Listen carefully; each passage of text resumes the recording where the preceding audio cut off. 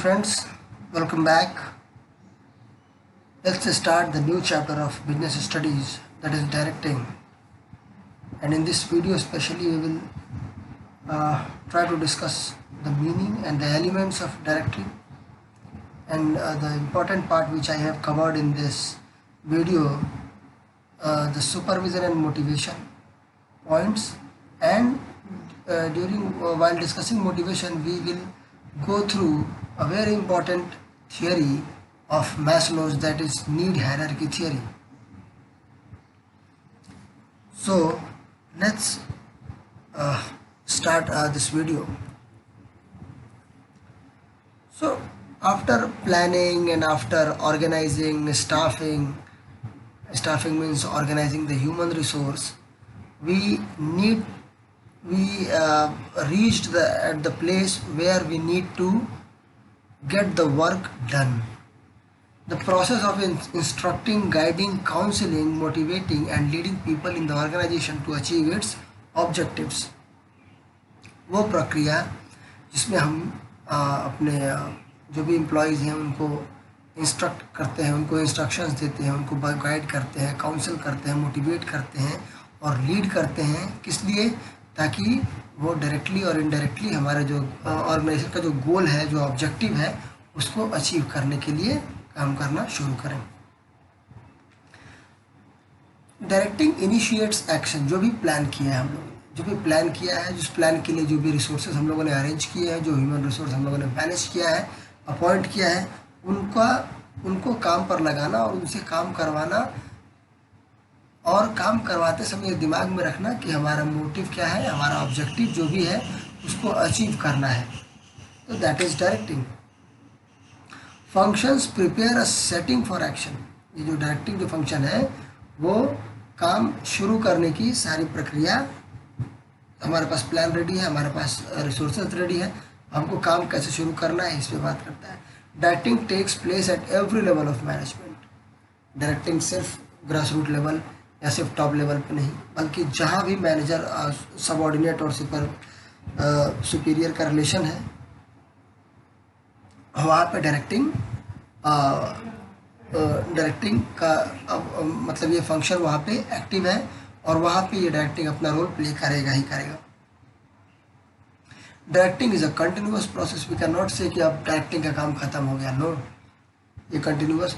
As management is a continuous process, तो management के functions भी सारे कंटिन्यूअस ही प्रोसेस। जब तक आपकी ऑर्गेनाइजेशन चल रही तब तक आपको मैनेजमेंट के सारे फंक्शंस को निरंतर करते रहना पड़ेगा to keep the efficiency, the productivity up to the mark. Directing flows from top to bottom. बात ही जब यहाँ पे इंस्ट्रक्टिंग, गाइडिंग, काउंसलिंग, मोटिवेटिंग और लीडिंग की हो रही है, तो जाहिर सी बात है कि ये टॉप टू बॉटम ही होगा most of the time and always, almost always ये ऊपर से नीचे की तरफ, इंस्ट्रक्शन सारे ऊपर से नीचे की तरफ आएंगे, गाइड्स जो भी गाइडलाइंस आनी है सारे ऊपर से नीचे की तरफ आएंगी। ऊपर के लोग जिन्होंने प्लान बनाया उनको पता है कि इस प्लान के लिए हमें क्या क्या किस तरीके के काम कराने होंगे लोगों से, तो काउंसलिंग भी वही लोग करने वाले हैं। कितनी मेहनत करानी है, कितना मेरा इन्वेस्टमेंट है और कितनी प्रोडक्टिविटी है, इसके लिए लोगों को मोटिवेट भी वही करेंगे। तो इस तरीके से हमने ये देखा कि डायरेक्टिंग जो है वो टॉप से बॉटम की तरफ इस फ्लो में बहता है वो। अब जो इम्पोर्टेंट पार्ट है इस चैप्टर का, जिसमें आपकी आने वाली केस स्टडीज़ आपको बार बार आपसे चेक करेंगे आपके नॉलेज को कि आपने एलिमेंट्स ऑफ डायरेक्टिंग के बारे में आप क्या जानते हैं। तो चलिए उनके बारे में भी थोड़ी बहुत चर्चा करते हैं। There are 4 elements in directing. First is supervision, another one is, the next one is motivation, very important one, and the very important and interesting one is leadership, and last but not the least the communication, कि अपनी बात को organisation में कैसे कहना है, कौन सा चैनल तैयार रखना है उसके लिए। तो इन बातों पर हम लोग चर्चा करेंगे और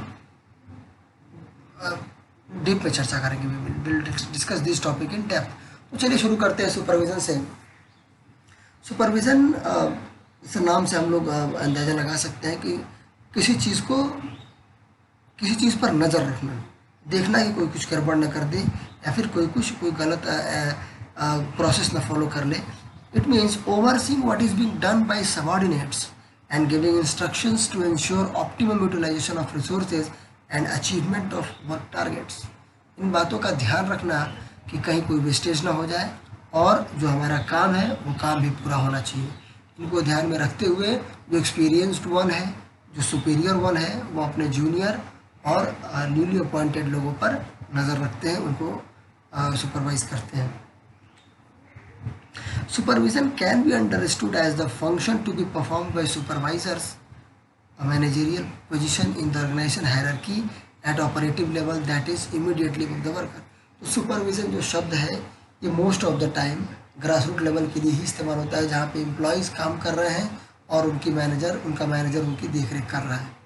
तो most of the time supervision ये वो काम है जहाँ पे हम लोगों को कोई मिस्टेक करने से बचा लेते हैं या फिर उनकी इसमें सुरक्षा भी शामिल है। हो सकता है कोई मशीनरी है, इसको कोई गलत तरीके से चला रहा हो, तो अगर हम लोग उसको सुपरवाइज़ करते रहेंगे तो हम लोग उसको बता सकते हैं कि इस तरीके से चलाने से तुम्हारा लॉस हो सकता है, तुम खतरे में पड़ सकते हो।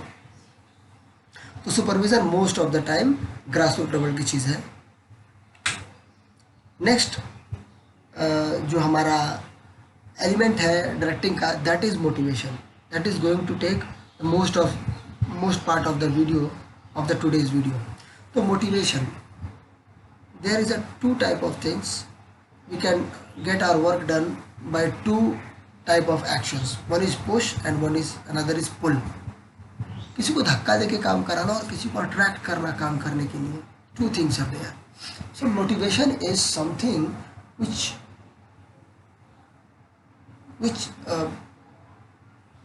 make people do their work। वो उनको अंदर से ऐसी फीलिंग आने लगती है कि नहीं मुझे ये काम करना चाहिए, ना कि उनको डांट के कहना पड़ा कि चलिए काम कीजिए। तो किसी के डांटने की वजह से नहीं, वो उनके अंदर से एक ऐसा इंथुजियाज्म निकल के आए कि मुझे खुद ही से ये काम करना है। That is called motivation. Insight into cause of behaviour of people.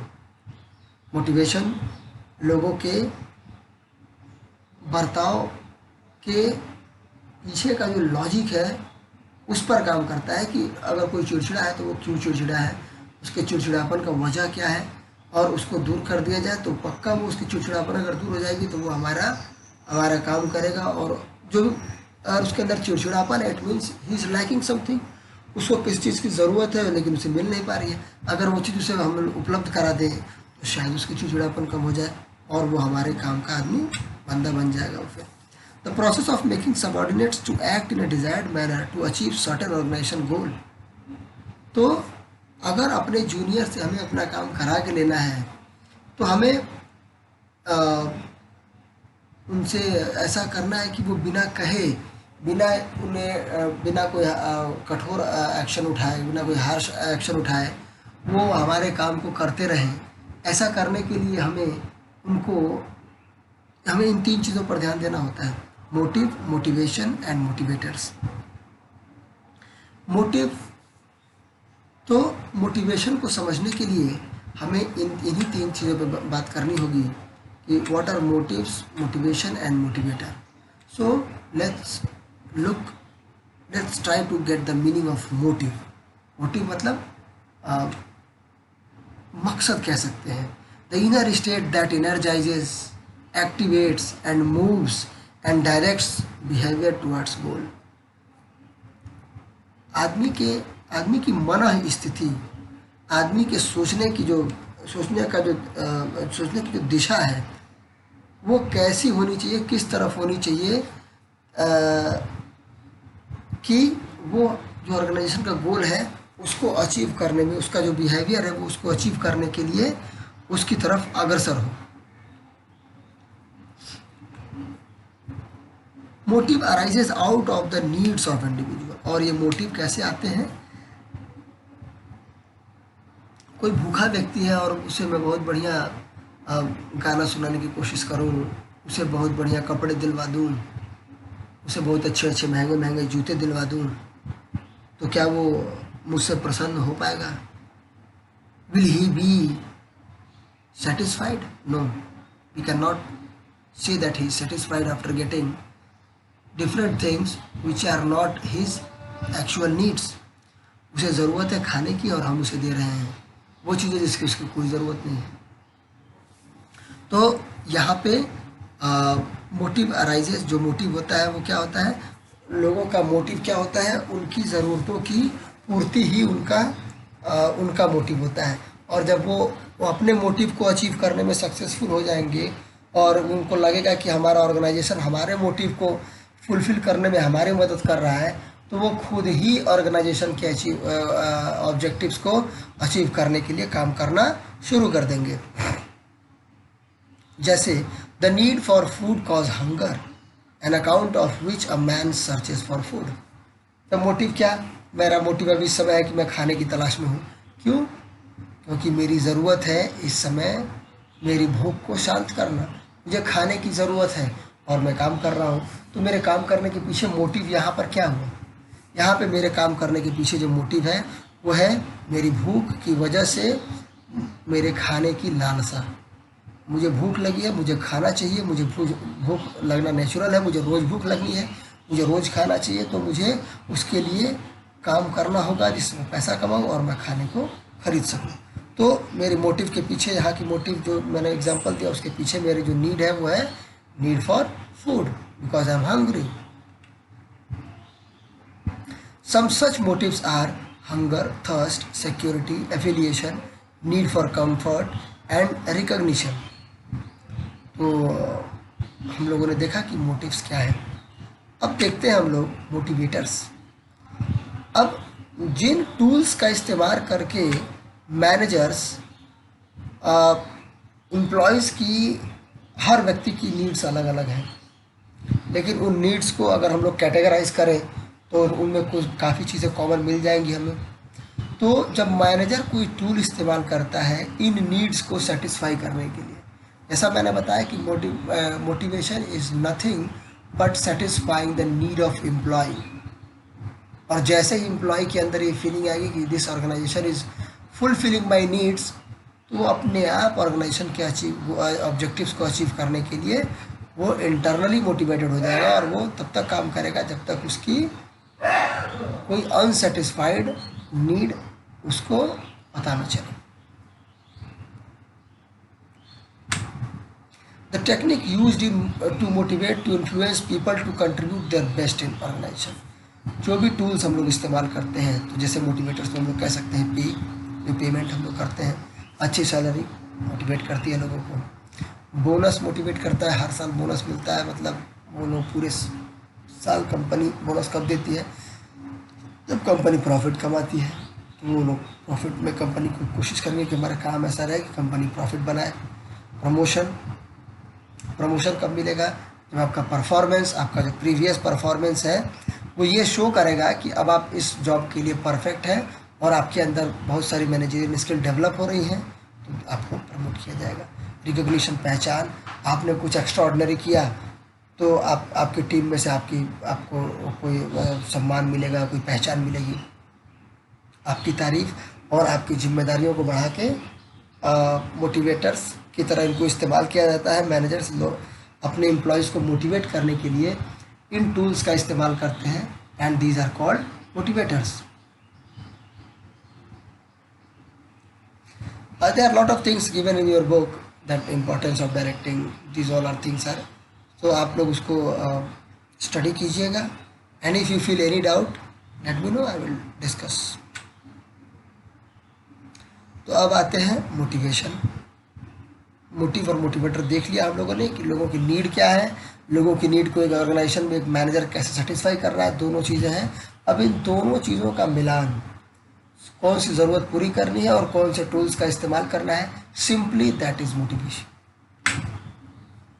The process of stimulating people to action to accomplish desired goal. Motivation depends upon satisfying needs of people. तो लोगों की ज़रूरतों को पूरा करना, जो हर व्यक्ति का इंडिविजुअल लेवल पे जो गोल है उनको पूरा करना और उससे इनडायरेक्टली अपने ऑर्गेनाइजेशनल ऑब्जेक्टिव्स को अचीव करना, that is motivation. Insight into cause of behaviour of people.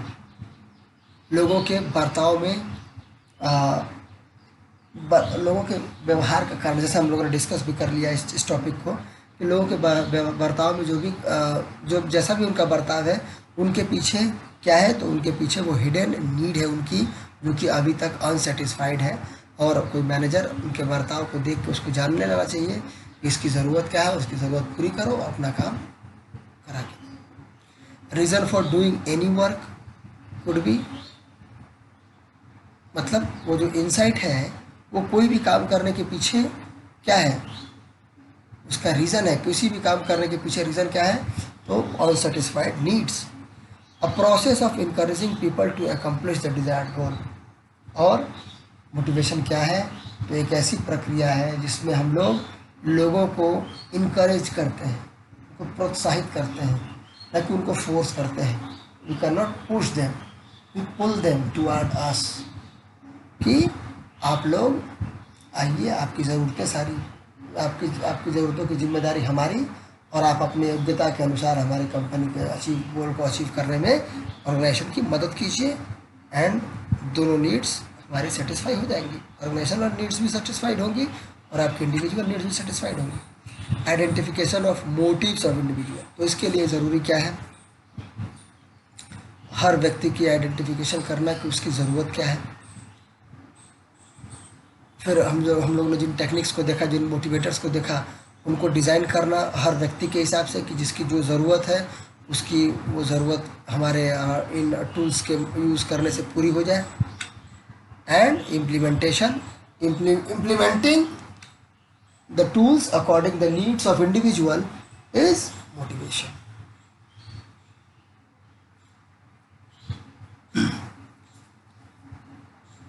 अब आते हैं हम लोग इस मोटिवेशन के जो टॉपिक हम लोग डिस्कस कर रहे हैं, जो मोटिवेशन का टॉपिक डिस्कस कर रहे हैं, इसमें एक बहुत ही इम्पॉर्टेंट थियोरी आती है, Maslow's need hierarchy theory.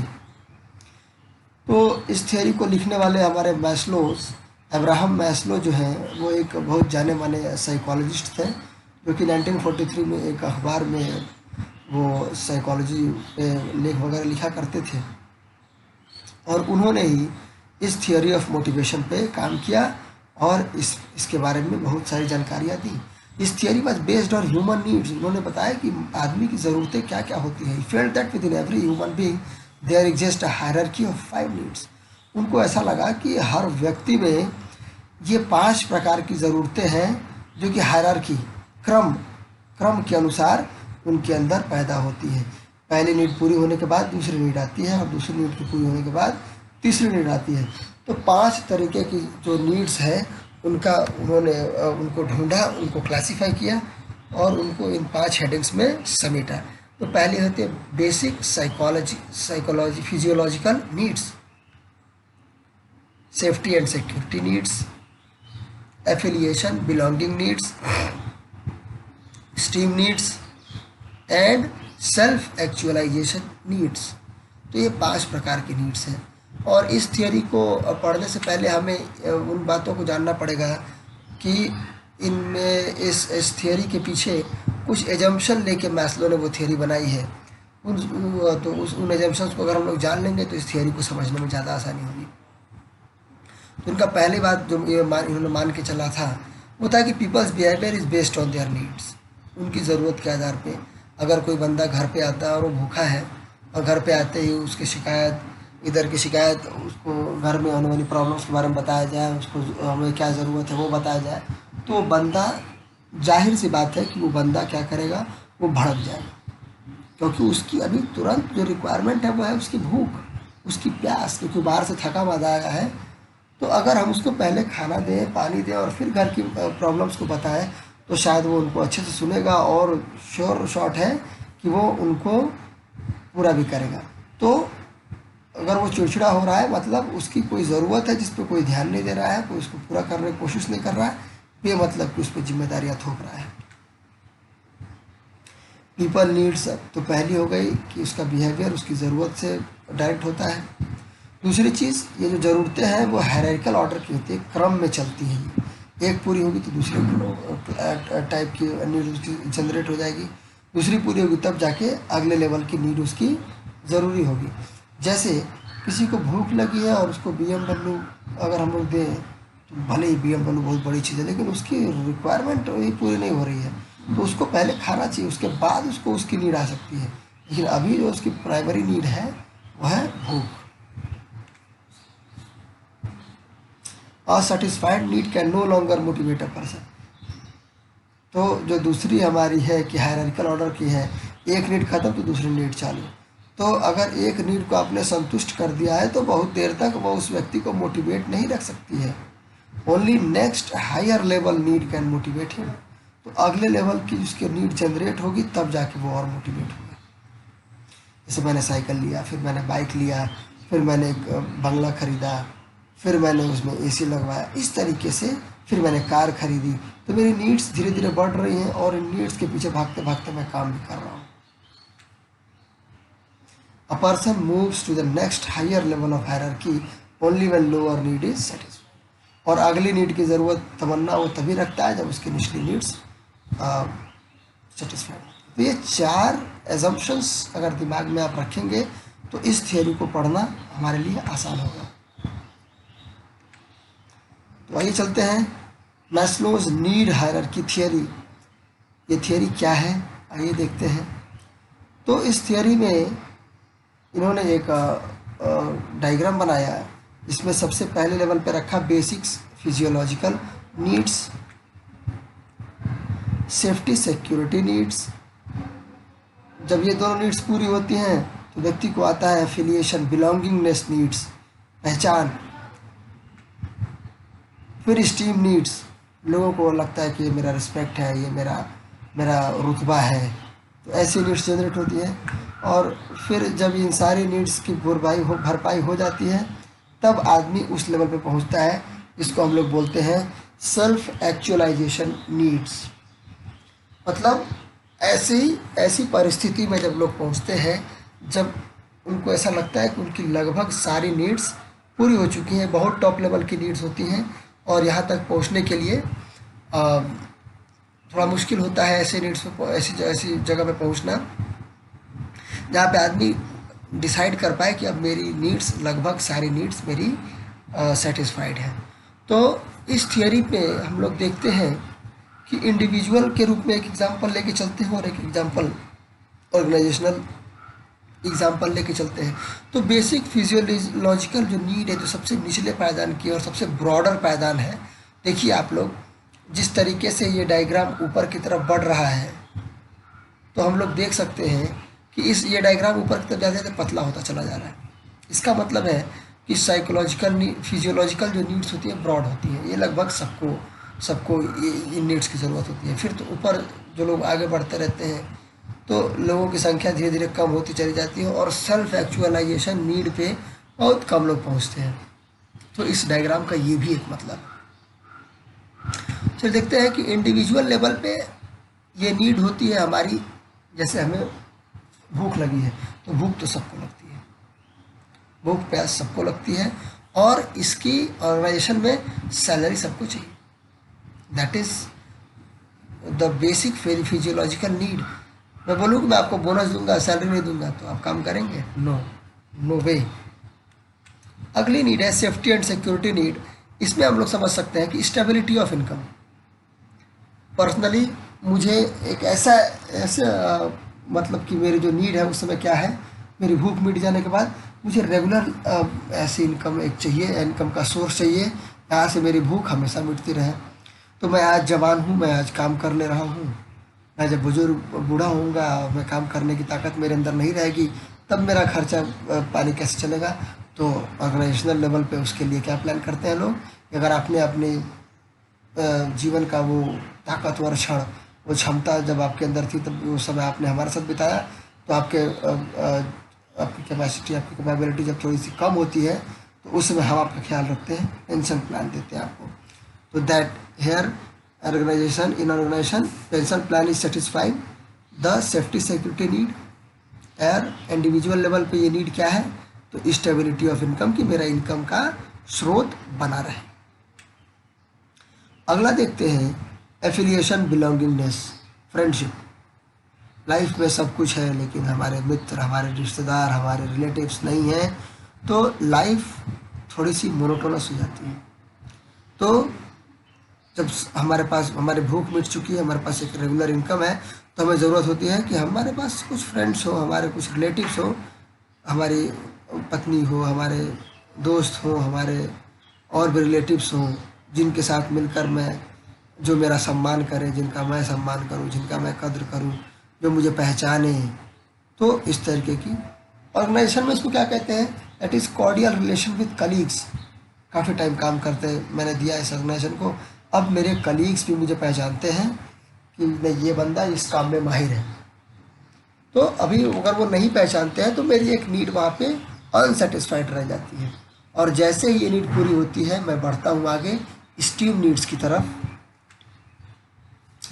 Those are status in individual status, की मुझे अपना स्टेटस, अपने रुतबे को बरकरार रखना, उसको मेंटेन करना, दैट इज़ स्टेटस। और ऑर्गेनाइजेशन में इसका क्या एग्जांपल बोल सकते हैं कि पहले मैं एक क्लर्क था, अब मैं एक मैनेजर हूँ, और अब मैं एक सीनियर मैनेजर हूँ। तो जॉब टाइटल कि मैं कौन सी पोस्ट पे काम कर रहा हूँ, ग्रो करते चला जा रहा हूँ। और ये सारी चीज़ों के बाद सेल्फ फुलफिलमेंट, बिल्कुल जब मैं अपने आप को, जैसा मैंने बताया कि इस लेवल तक सभी लोग नहीं पहुंचते हैं, सेल्फ फुलफिलमेंट की मुझे खुद से लगता है कि मैं अब संतुष्ट हूं, मुझे अब किसी चीज़ की ज़रूरत, इच्छा नहीं है, तो वो सेल्फ फुलफिलमेंट का स्टेप होता है। और ऑर्गेनाइजेशन में कि हम लोगों ने जो भी हमारे काम, ऑर्गेनाइजेशन का काम जो हमको मिला था, वो काम मैंने उसको पूर्ण कर दिया है, और लगभग मेरे सारे गोल्स सेटिस्फाइड हैं, तो अचीव्ड है। तो ये है आपकी मैस्लो की नीड हायरार्की थियरी। इसको मैंने कोशिश की है आपको समझाने की। अगर आपको समझ में नहीं आई हैं चीज़ें तो आप इसको हम लोग इसको डिस्कस कर सकते हैं। जो टॉपिक्स आपको नहीं है उनकी लिस्ट बनाइए, मुझे फॉरवर्ड कीजिए, and I will discuss the same in detail. तो हम लोग शॉर्टलिस्ट कर सकते हैं कि basic physiological needs, safety security needs, affiliation, belonging needs, esteem needs and self actualisation needs. तो इनके एग्जांपल्स में हम लोग क्या क्या रख सकते हैं कि most basic in hierarchy and correspondence of primary needs. ये ज़्यादातर प्राइमरी नीड्स हमारी होती हैं, जो कि hunger, thirst, shelter, sleep, sex are some example of these needs. इनकी ज़रूरत हमें हमेशा रहती है। और ऑर्गेनाइजेशन हमें इनकी कैसे पूर्ति करता है, तो जो हमारी बेसिक सैलरी होती है वो हमारी इन नीड्स को पूरी करने में हमारी मदद करती है। Safety security needs, these needs provide security and protection from physical and emotional harm. तो इसके लिए क्या होता है, example job security, stability of income, pension plan, ये सारे मोटिवेटर्स हैं जो हमारी इस नीड को ध्यान में रखकर बनाए गए हैं। These needs refer to affection, sense of belongingness, कि ये मेरी है, ये मेरी चीज़ है, ये मेरी संपत्ति है, एक्सेप्टेंस एंड फ्रेंडशिप। और स्टीम नीड्स में हम लोग कह सकते हैं कि these include factors such as self respect, autonomy, status, recognition and attention. लोग मुझे ध्यान दें, लोग मेरा सम्मान करें, that is esteem need. And self actualisation, कि हम लोग उन सारी चीज़ों को, जब हम लोग इन सारे नीड्स की पूर्ति हो जाती है तो हम लोग पहुँचते हैं अपने सेल्फ एक्चुअलाइजेशन नीड्स के ऊपर। तो आज की वीडियो में इतना ही फ्रेंड्स, और you are most welcome for your feedbacks. I am just, you can say I am waiting for your feedbacks. If you guys have any doubt in the discussed topic, please let me know. We will discuss it again and again and again. And if you have not subscribed the channel yet, please subscribe it and share it to your friends and ask them to subscribe it. So guys, Jai Hind and all the best. Thank you.